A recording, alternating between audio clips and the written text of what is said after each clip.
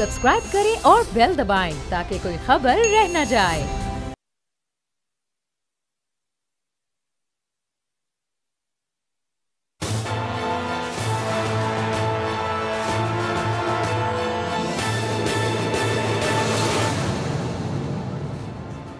अस्सलाम वालेकुम नाज़रीन, मैं हूं आपका मेज़बान समी इब्राहिम और आप देख रहे हैं प्रोग्राम तज्ज़िया। मेरे साथ गुफ्तगू में शरीक होंगे आज अनवर अब्बास, हमारे फ़ॉरेन ऑफिस के कॉरेस्पॉन्डेंट हैं। बड़ी गहरी नज़र है इनकी दुनिया के मामलात पर और पाकिस्तान की खारजा पॉलिसी के हवाले से जो भी इम्पोर्टेंट डेवलपमेंट है उस पर ये बात कर भी सकते हैं और समझते भी हैं। और फिर एशियन न्यूज़ के ग्रुप एडिटर राना ताहिर हमारे साथ हैं। किसी तारीफ़ के मोहताज नहीं हैं पाकिस्तान की सियासत पर, उनका बेलाग तज्ज़िया और बेलाग तबसरा बहुत हमें उसका फ़ीडबैक आता है। आज जिन मौज़ूआत पर हम बात करेंगे अपने इस प्रोग्राम में, एक तो जो बाइडन जो हैं अब अमेरिका के सदर बनने जा रहे हैं, ट्रंप साहब भी कंसीड कर चुके और अब उन्होंने जो मुख्तलिफ अपनी टीम मेंबर्स का ऐलान किया, उनमें एक जो सेक्रेटरी जो हैं उनके सेक्रेटरी ऑफ स्टेट वो हैं एंटनी ब्लिंकन, पुराने मामलात को जानने वाले हैं। उन पर ज़रा गुफ्तगू करेंगे। वो जो भारत के साथ मामलात हैं उनको वो किस तरह से देखते हैं, अमेरिका और भारत के मामलात को कैसे देखेंगे, पाकिस्तान के लिए इसमें क्या ख़बर है, वो ज़रा उनका आपको बैकग्राउंड भी बताएंगे, उनके जो ख़यालात हैं वो भी सुनवाएंगे, जो रिसेंट उनकी गुफ्तगू है, जिससे थोड़ा सा आपको अंदाज़ा हो सकेगा कि आने वाले दिनों में अमेरिका की खारजा पॉलिसी इस खित्ते में क्या हो सकती है। एक गिलगित बल्तिस्तान के हवाले से ख़बरें जो हैं वो आपने देखी, गाड़ियों को आग लगी हुई, एहतजाज की गुफ्तगू वहाँ पर जो चल रही है पीपल्स पार्टी की, तो बड़ी एक जो हमारी गुफ्तगू हुई है मुख्तलिफ़ आला ओहदेदारों से, जिसमें अस्करी ओहदेदारान भी हैं और हमारी जो सिविलियन गवर्नमेंट है उसके लोग भी। तो आज खुलकर बात करेंगे जो पाकिस्तान के चैलेंजेस हैं और ये जो गिलगित बल्तिस्तान में जो कुछ हो रहा है ये कोई इत्तफाक नहीं है। ये बाकायदा पाकिस्तान की इंटेलिजेंस के पास इसकी इंफॉर्मेशन मौजूद थी कि ये इलेक्शन से पहले क्या प्लानिंग है, इलेक्शन वाले दिन क्या प्लानिंग थी और अब इलेक्शन के बाद क्या प्लानिंग है। ये एक बड़ा भरपूर एक साजिश है। आज उसके जो मुख्तलिफ उस पज़ल के जो नुक्ते हैं वो जोड़ के आपको एक तस्वीर हम बनाकर पेश करने की कोशिश करेंगे, जिसमें आपको अंदाज़ा होगा कि ये सब क्या हो रहा है, भारत क्या कर रहा है पाकिस्तान के साथ, और जो पाकिस्तान ने डॉसियर दिया है, बताया है कि भारत किस तरह दहशतगर्दी में मुलव्वस है, दुनिया उसको किस नज़र से देख रही है, ये भी आज हमारी गुफ्तगू का हिस्सा होगा। और इसी से जुड़ी हुई जो गुफ्तगू है, मैं जो सबसे अहम डेवलपमेंट है आज की वो ये एक नेशनल इंटेलिजेंस कोऑर्डिनेशन कमेटी बना दी गई है, जिसकी सरबराही ISI के चीफ करेंगे और इसमें तमाम जो पाकिस्तान की इंटेलिजेंस एजेंसीज़ हैं, चाहे वो सिविल हैं चाहे वो अस्करी हैं, वो सब इस कमेटी का हिस्सा होंगी। तो ये एक बहुत ही इम्पॉर्टेंट डेवलपमेंट है, क्योंकि माजी में ये हुआ कि एजेंसीज़ के दरमियान कोऑर्डिनेशन नहीं थी। कोऑर्डिनेशन के ना होने की वजह से बहुत सारी जो कोशिशें, काविशें हमारे जवानों की, हमारी एजेंसीज़ की दहशतगर्दी को रोकने में, वो कोशिशें शायद अगर ये कोऑर्डिनेशन होती पहले तो ज़्यादा कामयाब होती। दहशतगर्दी को रोका हमारी एजेंसीज़ ने, नो डाउट अबाउट इट।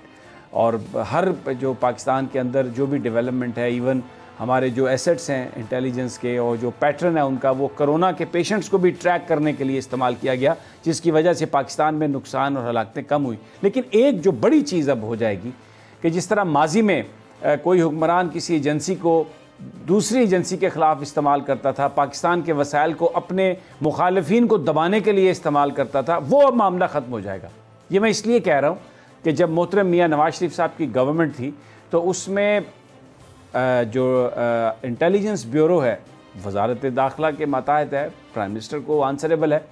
और वो उनके वसाइल में बेपनाह इजाफ़ा किया गया। बड़ी अच्छी बात है, पाकिस्तान की जो कोई भी स्पाई एजेंसी हो उसके वसाइल में इजाफ़ा करना चाहिए, लेकिन इस इजाफ़े की वजह कोई पाकिस्तान नहीं था। ये इसलिए इजाफ़ा किया गया कि नवाज शरीफ साहब ने उस इंटेलिजेंस एजेंसी को लेटेस्ट इक्विपमेंट दे के ISI के पीछे लगा दिया, मिलिट्री इंटेलिजेंस के पीछे लगा दिया। ये मैं इसलिए कह रहा हूँ कि आपको याद होगा कि मुशाहिदुल्लाह साहब ने कहा कि जनाब टेलीफोन टेप्स पेश की गई, جس میں ISI کے سربراہ کی گفتگو تھی، جس میں پاکستانی فوج کی گفتگو تھی، آفیسرز کی گفتگو تھی. یعنی وہ جو اکوپمنٹ انہیں ملا وہ سارا بجائے اس کے کہ دہشت گردوں کو ٹریک ڈاؤن کرنے کے لیے استعمال کرتے، بجائے اس کے کہ وہ وسائل پاکستان کے لوگوں کے لیے استعمال ہوتے، وہ پاکستان کے جو دفاعی ادارے ہیں، پاکستان کے جو ججز ہیں، پاکستان کے جو اعلیٰ حکام ہیں اور ان کے جو مخالفین ہیں سیاستدان، ان پر وہ وسائل انہوں نے لگا دیے سارے کے سارے.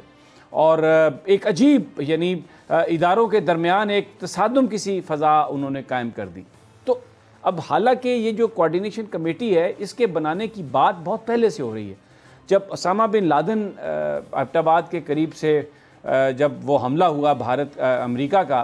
تو اس کے بعد ایبٹ آباد کمیشن بنا جس نے اپنی رپورٹ میں یہ لکھا تھا کہ جو پاکستان کی جو انٹیلیجنس ایجنسیز ہیں ان کے درمیان کوارڈینیشن ہونی چاہیے، اور اگر وہ کوارڈینیشن ہوتی تو ہو سکتا ہے کہ یہ جو اسامہ بن لادن والا ایپیسوڈ ہے، یہ جو اسامہ بن لادن یہاں پہ چھپ گیا اور کسی کو پتہ نہ چلا، تو یہ پتہ چل جاتا، کیونکہ کہیں نہ کہیں کوئی انفارمیشن موجود تھی. لیکن کیونکہ ان ایجنسیز کے درمیان کوارڈینیشن نہیں تھی، آپس میں وہ مل بیٹھ کر کبھی گفتگو نہیں کرتے تھے، تو اس لیے وہ انٹیلیجنس شیئرنگ نہ ہونے کی وجہ سے معاملات جو ہیں بہت جو بہتر ہو سکتے تھے وہ نہیں ہو سکے. اور یہ بالکل ایسا ہی ہے جیسے 9/11 ہوا، جب ورلڈ ٹریڈ سینٹر پر حملہ ہوا امریکہ میں، تو وہاں پر ایک انویسٹیگیشن کمیشن قائم کیا گیا. اس کمیشن نے 1.5-2 سال کے بعد یہ بتایا کہ اس طرح کا ایک اٹیک ہونے والا ہے، ٹریننگ دی جا رہی ہے. یہ انفارمیشن امریکہ کے اندر جو مختلف انٹیلیجنس کے لوگ ہیں ان کے پاس موجود تھی، لیکن کیونکہ ان ایجنسیز کے درمیان کہیں کوئی کوارڈینیشن نہیں تھی، کہیں پر کوئی ایسی جگہ نہیں تھی، ایسا فورم نہیں تھا جس پر وہ سارے اس انفارمیشن کو پول کرتے، شیئر کرتے، تو اگر یہ ہوتی کوارڈینیشن تو شاید 9/11 والا جو واقعہ ہے اس سے بچا جا سکتا تھا. تو یہ پوری دنیا میں یہ باتیں اس طرح سے ہو رہی تھی. تو اب کیونکہ پرائم منسٹر بنیادی طور پر جو کام ہے اصل وہ یہاں پر انسٹیٹیوشنلائز کر رہے ہیں چیزوں کو اداروں کو اس طریقے سے بنا رہے ہیں کہ وہ پاکستان کے جن کے جو عوام ہیں ان کی بہتری کے لیے ان کا استعمال کیا جا سکے. تو اب یہ جو نیشنل انٹیلیجنس کوارڈینیشن کمیٹی بنائی ہے اس کے سربراہ ISI کے چیف ہوں گے، اور تمام جو انٹیلیجنس کمیٹیز ہیں، انٹیلیجنس ایجنسیز ہیں، وہ سویلین ہوں یا عسکری ہوں، وہ اس میں شریک ہوں گی. اب اس سے سویلین لیڈ رول جو ہے اس کو بھی مزید تقویت ملتی ہے، اس لیے کہ ISI کے سربراہ جو ہیں وہ پرائم منسٹر کو رپورٹ کرتے ہیں. اسی طرح جو انٹیلیجنس بیورو ہے وہ بھی وزارت داخلہ کے ماتحت ہے، پرائم منسٹر کو رپورٹ کرتی ہے. تو یہ ایک جگہ پر ان کی کوارڈینیشن بھی ہوگی، آپس میں کوئی غلط فہمی بھی نہیں ہوگی. جو چیزیں ہیں، جو پاکستان کے دشمن جو کچھ کر رہے ہیں اس کے بارے میں جو بھی انفارمیشن ہوگی وہ کوارڈینیشن میں آئے گی، شیئرنگ میں آئے گی. لیکن اس کے ساتھ ساتھ وزیر اعظم صاحب کے پاس بھی یہ چیزیں جا رہی ہوں گی، اور پرائم منسٹر جو ہے وہ سویلین ہے، الیکٹڈ ہے، تو وہ جو سویلین لیڈ رول کی بات ہے وہ بھی ہوگی. اور سب سے بڑی بات کہ ان ایجنسیز کو کوئی استعمال نہیں کر سکے گا. ویسے تو جناب آصف علی زرداری صاحب نے بھی کوشش کی تھی، انہوں نے ISI اور IB کو ایڈمنسٹریٹو کنٹرول میں لانے کی بات کی تھی، 24 گھنٹے بعد ہی وہ فیصلہ ریورس ہو گیا تھا. ہمارے برادرم محترم چودھری نثار علی صاحب بھی یہ کوشش کرتے رہے. میں کسی کی نیت پہ شک نہیں کرتا، خاص طور پر چودھری نثار علی خان صاحب بڑے کلین آدمی ہیں. تو لیکن جو اس میں جو اس وقت جو یہ نقطے تھے، اس وقت جو کوشش تھی وہ یہ تھی کہ ان کو اس طریقے سے استعمال کیا جائے، یا تو جیسے فرت اللہ بابر صاحب نے کہا جی کہ یہ ISI جو ہے یہ آ کے جواب دے، سینٹ کو جواب دے ہونی چاہیے، اور کوئی ریٹائرڈ آدمی بھی ہونا چاہیے جس کو لگایا جا سکے، اور ان کی جو ٹرانسفرز ہیں وہ بھی مانیٹر ہم کر سکیں. کیونکہ یہ تو ان کی ایک پرانی خواہش چلی آ رہی ہے، جو باہر سے جب وہ ہلتی ہیں تاریں تو پھر یہ آ کر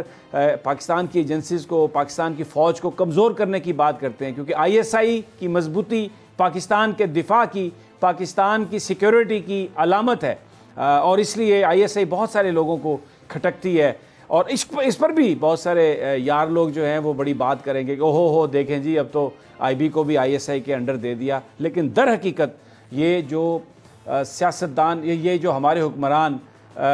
پاکستان کی ایجنسیز کو استعمال کرتے ہیں اپنے دشمنوں کے لیے، مخالفین کے لیے، وسائل کا استعمال کرتے ہیں اپنے اقتدار کو دوام دینے کے لیے، اس کی بجائے اب یہ ایجنسیز پاکستان کے لیے کام کریں گی، پاکستان کے جو دشمن ہیں ان کو ٹریک ڈاؤن کرنے کے لیے کام کریں گی. رانا صاحب، do you agree with me? اس ہمیں بہت اچھا فیصلہ ہے. میں آپ کو عرض کروں کہ وزیر اعظم عمران خان نے، میں سمجھتا ہوں کہ پاکستان کو بیرونی خطرات سے جس طریقے سے پاکستان کی افواج نمٹ رہی ہیں اس کو مزید سٹرینتھن کرنے کے لیے یہ جو ایک ادارہ کمیٹی بنائی ہے، اس سے آپ نے بالکل صحیح کہا کہ ماضی میں ہمارے یہ ادارے بڑے قابل فخر ادارے ہیں، پاکستان کے انٹیلیجنس کے ادارے جو ہیں، لیکن باہمی کوآرڈینیشن نہ ہونے کی وجہ سے جو مسائل پیدا ہوتے رہے ہیں وہ اب پیدا نہیں ہوں گے. اور دوسری بات آپ نے ثنی صاحب بالکل صحیح کہا کہ اس سے تکلیف کس کو ہوتی ہے؟ تکلیف پاکستان کے دشمنوں کو ہوتی ہے. آئی ایس آئی بلا شبہ آئی ایس آئی پاکستان کے دشمنوں کے دلوں میں کھٹکتی ہے ان کو، کیونکہ یہ پاکستان کے دفاع کے لیے آئی ایس آئی نے قابل فخر خدمات انجام دی ہیں، اور آج دنیا کی یہ بلا شبہ سب سے مؤثر انٹیلیجنس ایجنسی ہے. تو اس کے سربراہ کو اس کمیٹی کا سربراہ مقرر کرنا،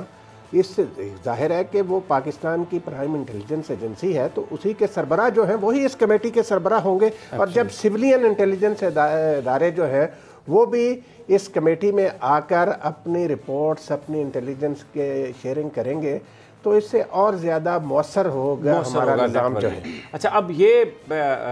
انور عباس،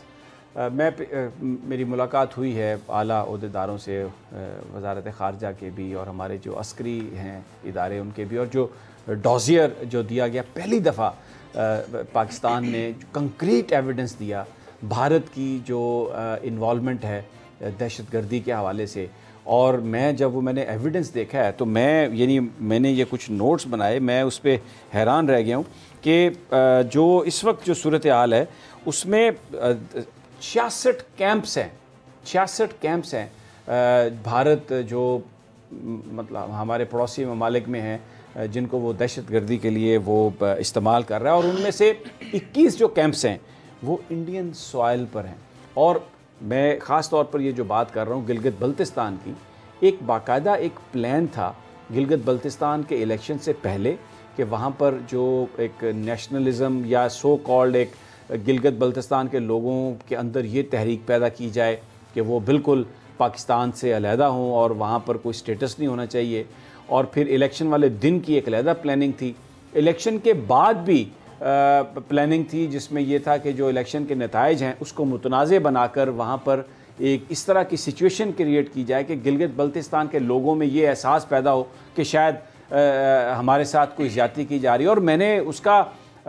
ہم نے جو اس کا دیکھا ہے، اس کا ٹریلر دیکھا ہے کہ گلگت بلتستان میں کل مختلف جگہوں پر لوگ تو نظر نہیں آئے لیکن کچھ شرپسندوں نے آ کے گاڑیوں کو آگ جلائی. اور پھر جس طرح پاکستان کا وہ نیشنل میڈیا جو کبھی گلگت بلتستان کو فرنٹ پیج پہ 2 کالم تصویر فوٹو نہیں لگاتا تھا، بینر ہیڈ لائن لگائی ہیں انہوں نے، گلگت بلتستان میں ہنگامے، نظر آتش، نتائج کو نہیں مانتے. تو وہ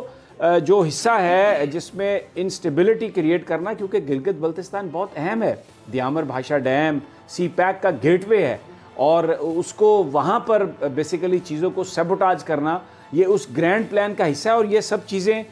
ڈوسیئر میں بھی ہیں. تو آپ کی بھی وزارت خارجہ کے لوگوں سے انور عباس بات ہوتی رہتی ہے، آف دا ریکارڈ بات بھی ہوتی رہتی ہوگی، اور بھی بہت ساری چیزیں جو میں آپ کے ساتھ شیئر کرتا ہوں گلگت بلتستان کی. اور یہ جو 66 کیمپس اور 21 کیمپس انڈین سوائل پہ، 66 ہمارے پڑوسی ملک میں. لیکن ایک بات آپ اس کو ضرور اپریشیٹ کریں گے کہ پاکستان نے اپنے اس ڈوسیئر میں کہیں پر بھی اپنے اس پڑوسی ملک کا نام نہیں لیا، کیونکہ تعلقات ہم ان کے ساتھ بہتر کرنا چاہتے ہیں. اور بیسیکلی ہم ان کو یہ کہہ رہے ہیں کہ آپ کے ہاں جو امن ہے، جو پیس ہے، بنیادی طور پر وہ آپ ہی اس کا فیصلہ کریں گے. ہم جو ماضی میں جو بات ہوتی تھی کہ کبھی اسٹریٹجک ڈیپتھ کی بات ہے، کبھی کنٹرول کرنے کی بات ہے، کبھی کسی فیورٹ گروپ کی بات ہے، وہ قطعی طور پہ اب ختم ہے. اور جو کچھ بھی ہوگا اس میں ہم بالکل بھی کسی طرح سے پارٹیسپیٹ نہیں کریں گے. جی بالکل، ڈوزیئر کے جو حوالے سے جو سب سے امپورٹنٹ چیز تھی کہ پاکستان کے خلاف بیرون ممالک میں یا ہمسایہ ممالک میں ٹیررسٹ کیمپس کا موجود ہونا ہے. اس میں کچھ کیمپس 4 کے قریب کیمپس جو ہیں وہ ایم کیو ایم کے حوالے سے اس سے ریلیٹڈ ہیں. اس کے علاوہ تقریباً 28 کے قریب کیمپ انڈیا میں مختلف ٹیررسٹ آرگنائزیشنز جو کہ پاکستان مخالف ہیں وہ استعمال کر رہی ہیں. افغانستان میں یا دیگر ممالک میں دیگر جگہوں پہ بھی ٹیررسٹ کیمپس کی موجودگی کا اس ڈوسیئر میں انکشاف کیا گیا اور مطالبہ کیا گیا کہ ان ٹیررسٹ کیمپس کو بند کیا جائے. تقریباً 22 کے قریب آرگنائزیشنز ایسی ہیں جن کو جوڑ کے بھارتی انٹیلیجنس ایجنسی نے ایک پاکستان مخالف کنسورشیم بنانے کی کوشش کی ہے. اور اس میں مذہبی مرجر ہوئے ہیں, اس میں ٹی ٹی پی بھی ہے, اس میں سیکولر پارٹیز بھی ہیں, یہ بلوچ آرگنائزیشنز بھی ہیں. ان کا ایک کنسورشیم بنایا پاکستان پر حملے کرنے کے لیے. جی بالکل, پاکستان مخالف سرگرمیوں کے حوالے سے, تاکہ وہ مل کے پاکستان کو, پاکستانی سرزمین کو اور پاکستانی مفادات کو نشانہ بنا سکیں. اس میں بلوچ آرگنائزیشنز بھی ہیں, مذہبی انتہا پسند تنظیمیں بھی, اور کلعدم تنظیمیں جن کو ہم کلعدم قرار دے چکے ہیں وہ بھی موجود ہے. 22 ارب روپیہ تقریباً ان میں تقسیم کیا گیا اور وہاں پر باقاعدہ طور پر ان کے نوجوانوں کو تربیت دی جا رہی ہے تاکہ وہ پاکستان میں آ کے تخریب کاری کی سرگرمیاں جو ہیں وہ عملی طور پہ ان کو سر انجام دے سکیں. اور ڈوسیئر میں اس چیز کی ایویڈنس, شواہد بھی پیش کیے گئے ہیں کہ جو اے پی ایس میں کارروائی ہوئی تھی, تقریباً 300 سے زائد معصوم بچے جو شہید ہوئے. اس کے علاوہ بلوچستان میں جو پی سی بوربن میں حملہ ہوا, چائنیز قونصلیٹ کو نشانہ بنایا گیا. تو ان سب کارروائیوں میں اکثر و بیشتر جو کہ دہشت گرد جو انوالو تھے یا جو مارے گئے وہ اس وقت بھارتی حکام سے براہ راست رابطے میں تھے. اور ڈوزیئر میں ان کال کی ریکارڈنگز بھی موجود ہیں, اس کے حوالے سے بھی بات کی گئی ہے. بھارت کے کرنل راجیش نام کے ایک شخص کا بڑا ذکر کیا گیا تفصیلاً, جو کہ ان بینڈ آؤٹ فٹس کے ساتھ رابطے میں ہیں. حتیٰ کہ بینڈ آؤٹ فٹس کی جانب سے جو ان کے اراکین ہیں ان کو باقاعدہ بم بنانے کی تربیت کی ویڈیوز اس ڈوزیئر میں شامل ہیں. اچھا, ایک بات میں بالکل آپ درست کہہ رہے ہیں, میں نے معافی چاہتا ہوں آپ کو روکا ہے. ایک بات, اس وقت جو بھارت ایل او سی کو جس طرح سے اس نے ہیٹ اپ کیا ہے اور جس طرح پاکستان پر حملے کر رہے ہیں, ایک فورن آفس میں ایک سوچ موجود ہے. پاکستان اس کو اسیس کر رہا ہے آن دا بیسس آف ایویڈنس کہ یہ پری کرسر ٹو سم تھنگ ہے, سم بگ ایونٹ, کہ بھارت یہ جو کچھ بھی کر رہا ہے یہ کوئی بڑی ایک سازش اس کے پیچھے ہے, کوئی بڑی واردات, کوئی بڑی کارروائی بھارت کرنا چاہتا ہے. اور یہ سارا کچھ جو ہے یہ بیسیکلی اسی کا شاخسانہ ہے, اسی کا حصہ ہے. آپ کی بھی کچھ فارن آفس کے لوگوں سے بات ہوئی؟ جی بالکل, اس کے حوالے سے جب ان سے فارن آفس کے حکام سے بات ہوئی ہے تو آف دی ریکارڈ انہوں نے یہ بتایا کہ گزشتہ ہفتے اس کا ایک ٹریلر بھی چلایا گیا اور بھارت کی کچھ میڈیا آرگنائزیشنز کی جانب سے ایک اور فالس فلیگ آپریشن کی نشاندہی کی گئی. انہوں نے یہ کلیم کیا کہ انہوں نے پاکستانی علاقے میں پاکستانی جو کشمیر ہے, آزاد کشمیر جو ہے, اس میں اندر آ کے دوبارہ کارروائی کی. تاہم بعد ازاں جب پاکستانی چینلز نے اس کو اہمیت نہیں دی, پاکستانی میڈیا نے ذمہ داری کا مظاہرہ کیا, تو انہوں نے خود ہی انڈین نیوز ایجنسیز نے اس کو کاؤنٹر کرنا شروع کیا اور اس نریٹو کو انہوں نے واپس لیا. اس سے ظاہر ہوتا ہے کہ ان کے ارادے کیا ہیں, وہ کیا کرنا چاہ رہے ہیں اور وہ اس حوالے سے مکمل تیاری کر رہے ہیں. اور یہ خدشات موجود ہیں کہ وہ کسی بھی وقت آزاد کشمیر کے اندر یا ایل او سی پر کہیں بھی کوئی بڑی کارروائی کر کے اس کو پاکستان کی جانب معاف کیجیے گا, اس کو پاکستان کی جانب منسلک کرنے کی کوشش کریں گے. بالکل. اور 2 دن قبل بھی انہوں نے غیر ملکی سفیروں کو جمع کیا بھارتی وزارت خارجہ نے اور ان کو ایک بریفنگ دی. اور مقبوضہ کشمیر میں ایک ناگروٹا کے مقام پہ جو تخریب کاری کی کارروائی ہوئی ہے, انہوں نے اس کو پاکستان سے منسلک کرنے کی کوشش کی اور یہ تاثر دینے کی کوشش کی کہ جیسے پاکستان نے وہ کارروائی کرائی ہے, اور دفتر خارجہ نے اس کی تردید بھی کی. بالکل. اچھا, میں رانا صاحب, پہلا موقع ہے کہ یہ جو ڈوسیئر دیا ہے پاکستان نے, یہ انڈیا کے حوالے سے ہے, انڈیا فوکسڈ ہے بیسیکلی. انڈیا جو کر رہا ہے اس کا ایویڈنس کے ساتھ, ماضی کے جو ڈوسیئر تھے ان سے ایک مختلف چیز یہ تھی کہ اس میں ایویڈنس دیا گیا, اس میں آڈیو ایویڈنس دیا گیا, اس میں تصاویر دی گئی. یعنی یہ ایسا ایویڈنس ہے کہ اگر کسی عدالت میں جا کر مقدمہ بھی کیا جائے تو یہ ایڈمیسیبل ہے, یعنی اگر یہ معاملہ ہو. اب ایک جو اہم بات اس میں تھی, اس میں افغانستان کا نام نہیں ہے, حالانکہ بہت سارے جو کیمپس ہیں وہ افغانستان میں ہیں. میں نے کچھ لوگوں سے سوال کیا کہ آپ نے افغانستان کا نام کیوں نہیں دیا, تو انہوں نے بتایا کہ ہم کیونکہ افغانستان کو انگیج کرنا چاہتے ہیں. افغانستان سے پاکستان نے یہ کہا, اور اس میں جو کوٹ کیا جاتا ہے, جو مجھے بتایا وزارت خارجہ کے افسران نے, کہ شاہ محمود قریشی صاحب نے یہ بات کہی افغان حکام کو کہ اینف, بھول جائیں ماضی کو, آپ نے جو کچھ کیا, ہماری طرف سے جو کچھ ہوا, جو آپ کی ہمارے بارے میں شکایت ہے, سب ختم کریں, لیٹس موو فارورڈ, ہمیں آگے چلنا ہے. افغانستان کے اندر جو فیورٹس کی بات ہوتی تھی کہ جی اس کو سپورٹ پاکستان کر رہا ہے اس کو نہیں کر رہا ہے، وہ ختم، بالکل قطعی طور پہ ختم. Afghan peace process shall be Afghan led, اور آپ ہی فیصلہ کریں گے کس کو آپ نے رکھنا ہے کس کو نہیں آپ نے رکھنا. افغان عوام جو ہے وہ یہ سب کچھ کریں، اور پاکستان یہ اس لیے کہہ رہا ہے کہ اگر افغانستان میں امن نہیں ہے تو پاکستان میں امن نہیں ہوگا. تو forget about the past, let's move forward. Rana صاحب، مجھے جو پتا چلا کہ اس پر افغان رسپانس بہت زبردست تھا، لیکن افغانستان کا نام نہ مینشن کرنا اور ان کو انگیج کرنا اور جا کر وہاں پر یہ بالکل کھلے دل سے بات کرنی کہ ہمارا کوئی فیورٹ نہیں ہے، these are big developments. Rana صاحب، امین صاحب، بلا شبہ یہ بڑی اہم ڈیولپمنٹ ہے. خود پاکستان کے وزیر اعظم جناب عمران خان صاحب بھی پچھلے دنوں افغانستان گئے، وہاں ان کی پریزیڈنٹ اشرف غنی سے بھی ملاقات ہوئی.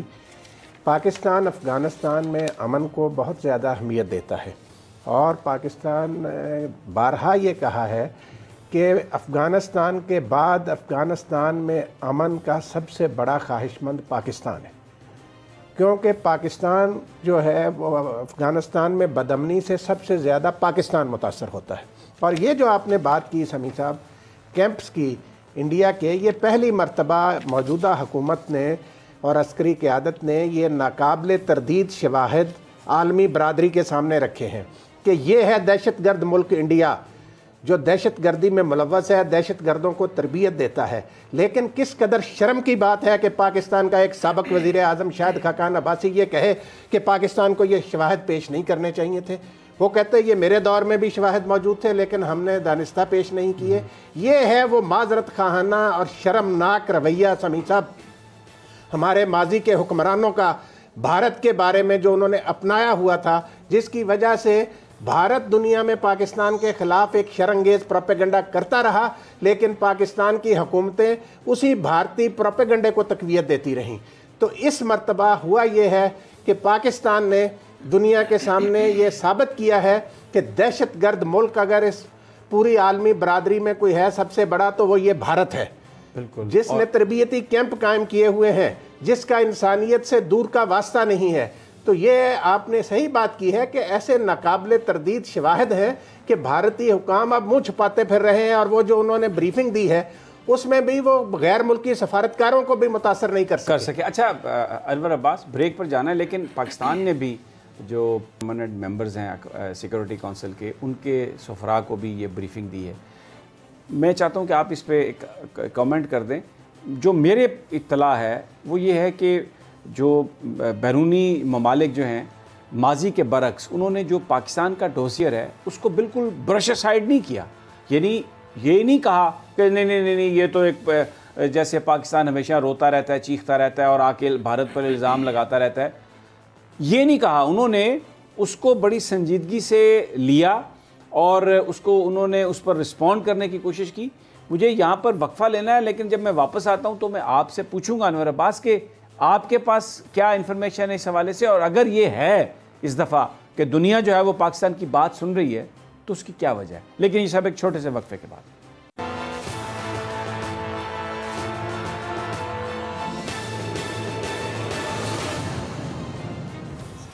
ویلکم بیک ناظرین. بریک پر جانے سے پہلے یہ بات ہو رہی تھی کہ پاکستان نے جو ڈوسیئر دیا ہے، پاکستان نے جو ایویڈنس دیا ہے ماضی کے برعکس، اس وقت دنیا کے ممالک جو ہیں، وہ ممالک جو میٹر کرتے ہیں، وہ بڑی سنجیدگی سے اس بات کو دیکھ رہے ہیں. اور جو پہلا ان کا رسپانس آیا ہے اس میں انہوں نے آؤٹ رائٹلی نہ اس کو اگنور کیا ہے نہ اس کو ریجیکٹ کیا ہے. اس کی کیا وجہ ہے کہ کیا پھر پاکستان کے اندر جو تبدیلی آئی ہے دنیا نے اس کو محسوس کر لیا ہے اور دنیا اس کو بلیو کرنے کے لیے تیار ہے. جی انور عباس، آپ کے پاس کیا اطلاع ہے؟ جی سب سے پہلے تو یہ کہ جب آپ بات کرتے ہیں ایویڈنس بیس یا شواہد کی بنیاد پر تو اس کو ریجیکٹ کرنا اتنا آسان نہیں ہوتا. باوجود اس کے کہ ایک گلوبل پولیٹکس اپنی جگہ، ریجنل پولیٹکس اپنی جگہ، لیکن اس کے باوجود اس ڈوسیئر کو جو ہے 5 مستقل طاقتوں نے، سلامتی کونسل کی جو 5 مستقل طاقتیں انہوں نے انتہائی سنجیدہ انداز میں لیا ہے، اور چین کی جانب سے اس کی بھرپور حمایت کا اعادہ بھی کیا گیا. اور انہوں نے یہ کہا ہے، چائنیز گورنمنٹ کی طرف سے یہ سامنے بات آئی تھی کہ یہ جو ڈوسیئر ہے یہ شواہد پر مبنی ہے اور چینی حکومت اس سے بھرپور انداز سے متفق ہے. اس کے علاوہ دیگر جو رشیا کی جانب سے بھی بڑا ایک پازیٹیو رسپانس تھا اور دیگر ممالک نے بھی اس کو انتہائی سنجیدہ لیا ہے. اس کی ایک وجہ موجودہ ایل او سی کے حالات بھی ہیں کہ ایل او سی پر بھی جھڑپیں جاری ہیں, کافی حالات سخت ہیں اور ایک خدشات یہ ظاہر کیے جا رہے ہیں کہ خدا نخواستہ کوئی بڑا تصادم بھی پیش آ سکتا ہے کیونکہ دونوں طاقتیں نیوکلیئر طاقتیں ہیں اور کشمیر پر ایک دفعہ پھر وجہ جنگ بن سکتا ہے, جس سے بچنے کے لیے اس وقت پانچوں جو مستقل اراکین ہیں ان کی نظر جنوبی ایشیا کے اس حصے پر ہے اور اس وجہ سے بھی وہ یہاں پر ہونے والی ڈیولپمنٹس کو انتہائی سنجیدگی سے مانیٹر کر رہے ہیں اور کسی بھی ایسی ناپسندیدہ صورتحال کو پہلے سے جو اس طرح کے خدشات کو روکنے کی کوشش کی جا رہی ہے. اچھا رانا صاحب, یہ جو پاکستان نے افغانستان سے جو کوشش کی ہے اس کے بڑے نتائج ہم دیکھتے ہیں کہ گلبدین حکمتیار نے پاکستان کا دورہ کیا, اس سے پہلے ڈاکٹر عبداللہ آپ کو پتہ ہے وہ کہتے تھے کہ ایٹم بم بھی مار دیا جائے, ایک سٹیج تھی تو پاکستان پر, تو لیکن وہ بھی آئے پاکستان کا دورہ. اور پھر اس کے بعد پرائم منسٹر نے جو دورہ کیا ایک دن کا اور اس میں جس طریقے سے افغانستان کی حکومت نے رسپونڈ دیا ہے, جس طریقے سے وہاں پر گفتگو ہوئی ہے, وہ جو پاکستان کی جو کوشش تھی افغانستان کو انگیج کرنے کی, وہ ایسا لگ رہا ہے کہ وہ بڑی بڑی بڑی فروٹفل ثابت ہو رہی ہے اور چیزیں جو ہیں افغانستان کے حوالے سے بہت امپروو کر رہی ہیں. جی سمیع صاحب, یہ جو پاکستان کے وزیر اعظم کا دورہ افغانستان تھا, اس میں جو ان کی ملاقاتیں وہاں پر ہوئی ہیں اور اس میں آپ نے صحیح بات کی ہے کہ جس طریقے سے افغان قیادت کی طرف سے جس مثبت رد عمل کا اظہار کیا گیا, اس سے یہ صاف ظاہر ہو رہا ہے کہ افغان قیادت کو بھی احساس ہو گیا ہے کہ بھارت افغان عوام کا دوست نہیں ہے. یہ بھارت افغانستان کو اپنے مفادات کے لیے استعمال کرتا تھا اور اب افغان قیادت جو ہے وہ بھی اس بات کو سمجھ چکی ہے کہ بھارت کے عزائم جو ہیں وہ خطے میں یا افغانستان میں امن کے لیے نہیں ہے. اس سے زیادہ میں یہ کہنا چاہ رہا تھا, بھارت کے عزائم سمجھنے سے زیادہ یہ بھی تو ایک فیکٹر ہے کہ پاکستان پہلے جو اسٹریٹجک ڈیپتھ کی بات کرتے تھے, ہمارے فیورٹس کی بات ہوتی تھی, پاکستان عملی طور پر اس سے کنارہ کش ہوا ہے. عملی طور پر پاکستان ایسٹرن بارڈر پر فوکس ہٹا کے ویسٹرن بارڈر پر جانا چاہتے ہیں اور بھارت نے پاکستان کی اس کوشش کو روکنے کے لیے جو ایسٹرن بارڈرز ہیں وہاں پر معاملات کو گرم کیا. نہیں, یہ بات آپ کی صحیح ہے. پاکستان نے دیکھیں یہ احساس جو افغان قیادت میں پیدا ہوا یہ پاکستان کی کوششوں سے پیدا ہوا ہے. پاکستان نے ہی انہیں کہا کہ دیکھیں ہمارا اور آپ کا مفاد جو ہے وہ مشترک ہے. نہیں, وہ تو ماضی میں بھی ہم کہتے تھے نا صاحب, اس دفعہ اب ماضی میں عملی طور پر فرق ہے, عملی طور ہم اسٹریٹجک ڈیپتھ پر اب بلیو نہیں کر رہے. نہیں, ہم بلیو نہیں کرتے, لیکن اس کے ساتھ ساتھ افغان قیادت جو ہے نا وہ بھی دیکھیں, ایران میں جو چابہار سے انڈیا کو نکالا گیا, ان سارے معاملات میں سمیع صاحب اس کا بھی بڑا دخل ہے. آپ دیکھیں یہ ڈاکٹر عبداللہ کی جو آپ بات کر رہے ہیں, یہ شمالی اتحاد ایران کے بہت زیادہ قریب ہے. اب ایران میں بھی بھارت کا وہ اثر و رسوخ نہیں رہا اور اس میں یقیناً پاکستان کی خارجہ پالیسی کا بڑا دخل ہے. جو آپ نے بات کی کہ پاکستان نے ایک جاندار قسم کی خارجہ پالیسی اپنائی ہے اور اپنے دوستوں کو یہ احساس دلایا ہے کہ ہمارے بارے میں جو آپ کا یہ تاثر ہے وہ درست نہیں ہے, یہ ماضی کو آپ بھول جائیں, آئیں آپ, ہم ایک نئے سفر کا آغاز کرتے ہیں. اچھا انور عباس, بھارت جو ایل او سی پر ماحول کو زیادہ گرم کیے ہوئے ہے, میں چاہتا ہوں کہ آپ اس پہ کومنٹ کریں. بہت سارے لوگوں کا یہ خیال ہے کیونکہ جو بیانیہ نریندر مودی کا تھا جس وقت کشمیر کا اسپیشل سٹیٹس انہوں نے ختم کیا اور یہ کہا کہ ہم آپ کو بھارت میں ملا رہے ہیں, ہم آپ کے لیے ترقی کی بات کریں گے, اور یعنی ایک بڑے ان کو سبز باغ دکھانے کی کوشش کی. لیکن اب 1 سال سے زیادہ ہو گیا, وہ جو بیانیہ تھا وہ کشمیریوں نے اس کو ریجیکٹ کر دیا. جو انڈیجنس موومنٹ ہے کشمیر کے اندر اس وقت جو صورتحال ہے, بالکل ایک جیل کی طرح اس کو رکھا ہوا ہے. اور اب بھارت کی جو پریشانی ہے, جو نروسنس ہے بیسیکلی, جس کی بنیاد پر وہ پاکستان کے ساتھ سرحدوں پر ایسٹرن بارڈر پر خاص طور پر معاملے کو گرم کیے ہوئے ہے کہ کشمیری جو ہیں وہاں پر سچویشن ایسی بن گئی ہے کہ انہوں نے جو بھی بھارت کی کوشش تھی ڈیموگرافی چینج کرنے کی وہ بھی ناکام ہوگی, اور جو بہت سارے دوسرے لوگوں کو وہاں پر جا کر بسانے کی کوشش تھی, کشمیر کے اندر اتنی ریزسٹنس آئی ہے کہ لوگ تیار نہیں ہیں وہاں پر باہر سے جو جا کر بسنے کے لیے تیار, جن کو آمادہ کیا جا رہا تھا. تو یہ وجہ ہے. جی بالکل، اس میں آپ دیکھ سکتے ہیں کہ وہ قیادت، وہ کشمیری قیادت جسے ہم بھارت نواز کہتے تھے، آج وہ بھی بھارت مخالف ہے۔ ان کے بیانات بھی اس والے سے موجود ہیں۔ انہوں نے بھارتی جو اقدامات تھے ان کو نہ صرف کھل کے چیلنج کیا بلکہ ان کی مخالفت کی، اور اس کے باعث بہت ساری بھارت نواز کشمیری قیادت جو کہ ماضی میں بھارت کی حمایت کرتی تھی وہ جیلوں میں بھی موجود ہے، انہوں نے جیلیں بھی کاٹی ہیں، اور یہ ایک بہت بڑا چینج ہے جو کہ ہمیں نظر آتا ہے کشمیری قیادت میں۔ اور کشمیری عوام نے جو برہان وانی کے بعد مسلسل اپنے آپ کو ثابت قدم رکھ کے یہ ثابت کیا بھارت پر کہ 9 لاکھ کی بجائے اگر 19 لاکھ فوج بھی ہو جائے تو وہ اس کشمیری قوم کو کہ ان کے سر جھکانے میں ناکام رہے گی۔ اور میرے خیال میں بھارت کو بھی اب اس حقیقت کا ادراک ہو چکا ہے، لیکن اب وہ ایک ڈیڈ اینڈ میں جا چکے ہیں جہاں سے وہ واپس آنا شاید ان کی انا کو گوارا نہیں ہوگا، اور وہ اس وجہ سے اجتناب کر رہے ہیں۔ بالکل۔ اچھا رانا صاحب، جو یہ معاملہ ہے کشمیر کا، بھارت کا، اور جس طریقے سے چیزیں آگے چل رہی ہیں اس میں جو دوسرے فیکٹرز ہیں وہ بھی بہت اہم ہیں۔ ایک جو میری فارن آفس میں جو بات ہوئی کچھ لوگوں سے،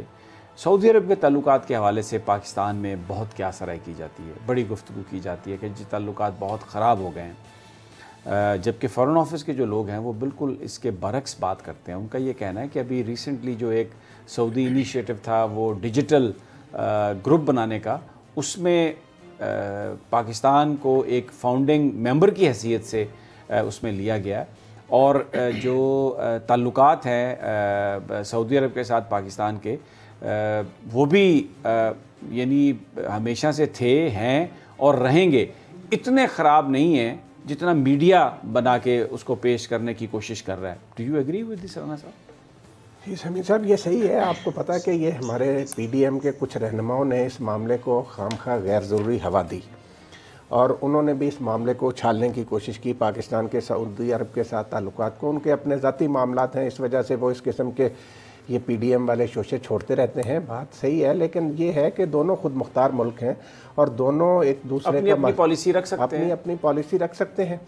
مسئلہ یہ ہے سمیع صاحب کہ سعودی عرب کے ساتھ، لیکن دونوں ممالک ایک دوسرے کی ضرورت ہے، ہے، مدینہ منورہ اور مکہ معظمہ کی وجہ سے بڑے مضبوط رشتے ہیں۔ وہ ہم مسلمانوں کے ساتھ ایک ایسا رشتہ، پھر ہمارے تقریباً کئی 2-2.5 ملین لوگ جو ہیں وہ وہاں پر کام کرتے ہیں روزگار کے لیے، اور پھر جو ہماری ان کے ساتھ جو سیکیورٹی کوآپریشن ہے اس سارے معاملے میں وہ مثالی ہے۔ ان کو ہماری ضرورت ہے، ہمیں ان کی ضرورت ہے، تو اس رشتے میں دراڑ تو نہیں آ سکتی۔ نہیں، یہ دراڑ ڈالنے والے اوپر نیچے، یعنی بالکل میں ایک جگہ وہ تو دو بھائیوں میں بھی ہو جاتے ہیں اختلافات، تو یہ چیزیں جو ہیں، یہ اختلافات کسی ایک ایشو پر ہو جانا اس کا مطلب یہ نہیں ہے کہ خدا نخواستہ تعلقات ختم ہو گئے۔ دوسری سمیع صاحب، آج بہت امپورٹنٹ بات جو ہوئی ہے وہ یہ ہے کہ جنرل قمر جاوید باجوہ صاحب کی سربراہی میں کور کمانڈر کانفرنس ہوئی ہے، اور اس میں بھی بھارتی عزائم کے حوالے سے کھل کر بات کی گئی ہے، اور یہ ڈوزیئر اور دیگر چیزوں کا جائزہ لیا گیا، اور بڑا دو ٹوک انداز میں جنرل قمر جاوید باجوہ نے واضح کیا ہے کہ پاکستان کی فوج کسی بھی مہم جوئی کا پوری سختی سے مقابلہ کرنے کی پوری صلاحیت رکھتی ہے، اور پاکستان کا کیا دفاع کا مقدس فریضہ پاک فوج ہر صورت میں انجام دے گی۔ بالکل۔ یہاں پر چھوٹا سا ایک میں نے وقفہ لینا ہے۔ جب ہیں تو امریکی صدر جو بائیڈن نے اعلان کیا ہے کہ ان کے سیکرٹری آف اسٹیٹ جو ہیں وہ اینٹونی بلنکن ہوں گے، تو اس پر دیکھتے ہیں کہ اینٹونی بلنکن کیا کہتے رہے ہیں ماضی میں، اب کیا کہہ رہے ہیں، اس خطے کے حوالے سے امریکہ کی سوچ کیا ہو سکتی ہے۔ بہت سارے لوگ پیپلز پارٹی والے تو بڑی بغلیں بجا رہے ہیں کہ وہ جو زرداری صاحب کے تو جو بائیڈن ہیں وہ پاجی ہیں، اور اب جو بائیڈن پاجی اور زرداری پاجی وہ مل کے پتہ نہیں کیا کر لیں گے، تو ذرا اس پہ نظر ڈالتے ہیں، لیکن ایک چھوٹے سے وقفے کے بعد۔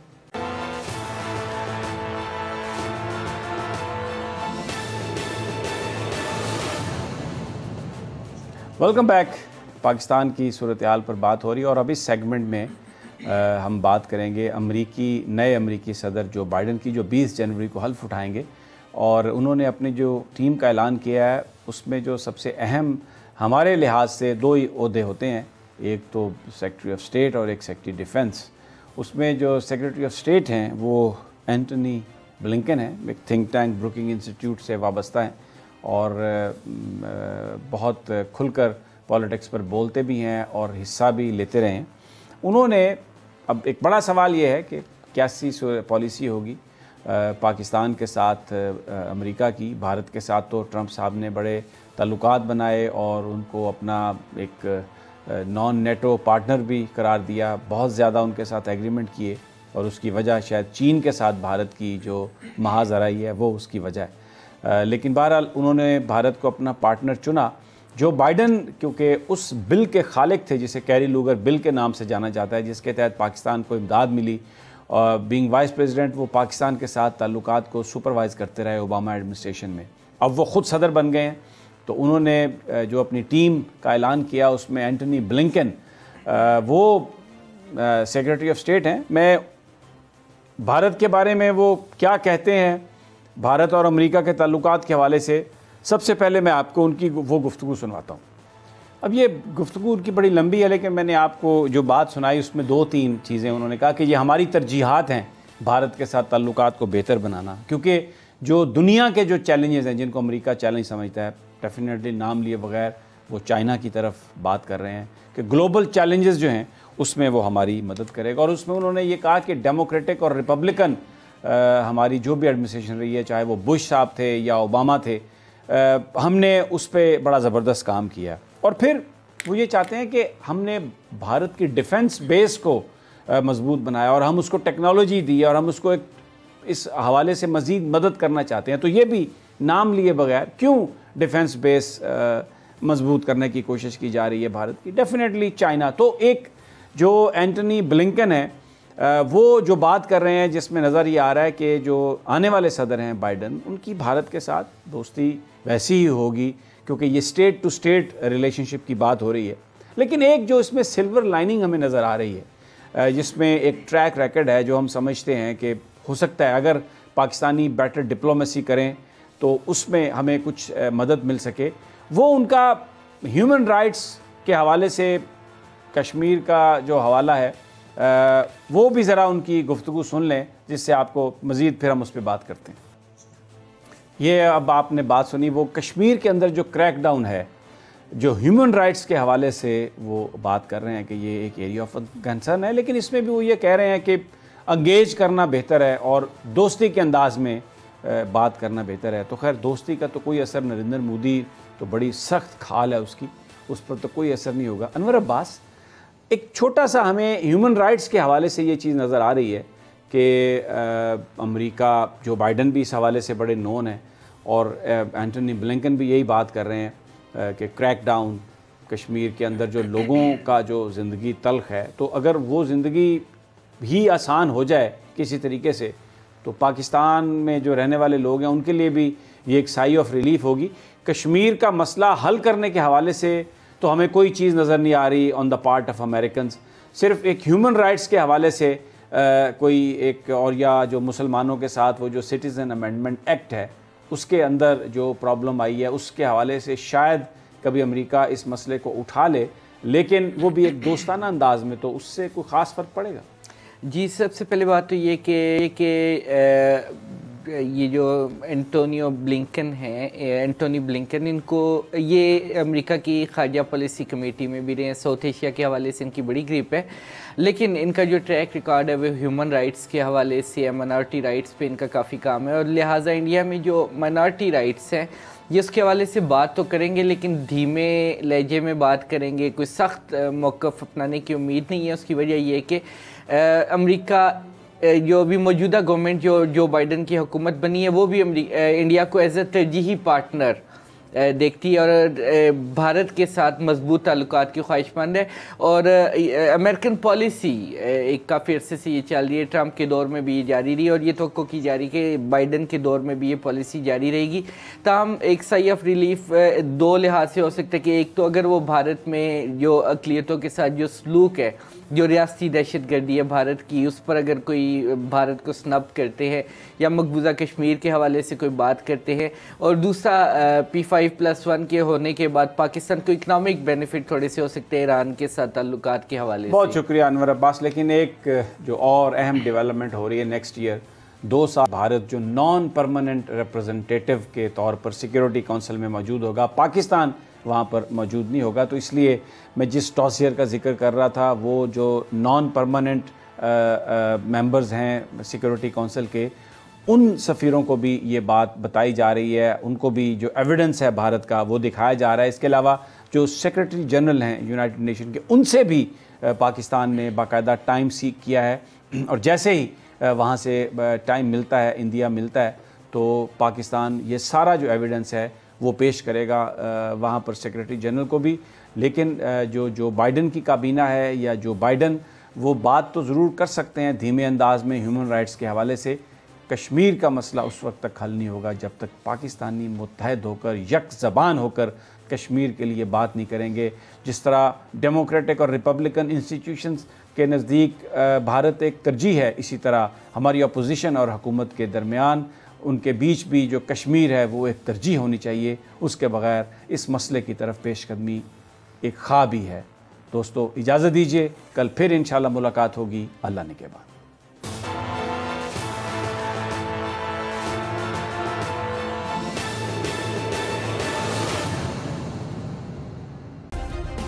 سبسکرائب کریں اور بیل دبائیں تاکہ کوئی خبر رہ نہ جائے۔